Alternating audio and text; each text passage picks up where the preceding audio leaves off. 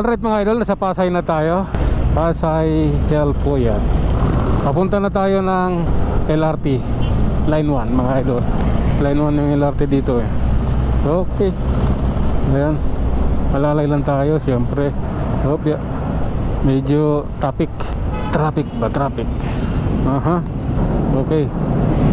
Nandito na tayo sa LRT mismo. Diretsahin na natin ito mga idol hanggang monumento. Okay, it's time to sign. Oh, grabe na to. Ayan mga idol. Alalay lang dahil yung ating sinusundan na van ay wala sa hulog. Bakit? Anong meron? Nangangampanya na ba? Pasok mga idol. Okay. Okay.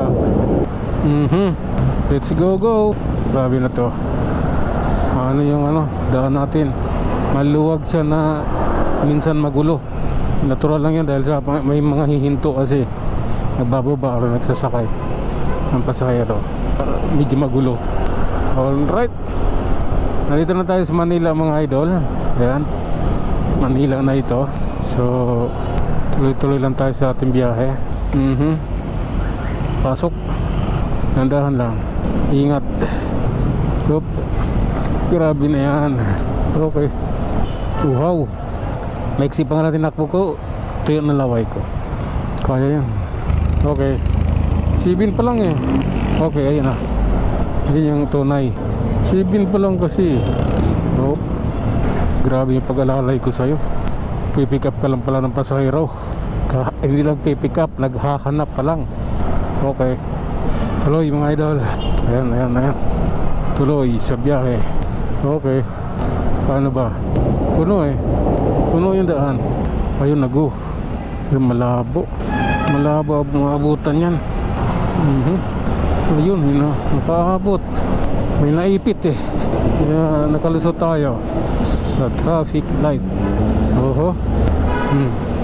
Alright. Hop. Ayun. Nagu na rin. Okay. Sablit lang tayo nakahinto. Nagu na kaagad. Kaya tuloy tayo mga idol.